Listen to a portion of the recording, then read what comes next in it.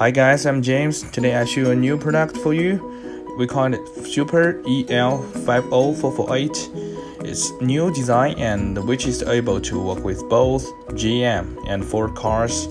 Now we test with a Ford Edge. I will show you how to do that with the following steps. The setting step is you firstly have to make sure the dashboard is off mode and tap the panel for one time and release. Press this for 3 times. 1, 2, 3, and make sure it's on status and press release again for 3 times. 1, 2, 3. Okay, now we have already entered to the learning model. You have to set in the tire from the left front. You can see here the LED icon is flashing.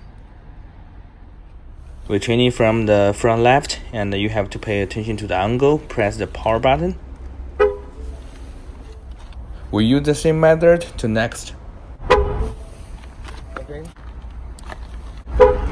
Okay. Now the last one. Now the 4 sensors already successfully relearned, training complete. That's how we use the Super EL50448. Thanks for watching. Bye bye.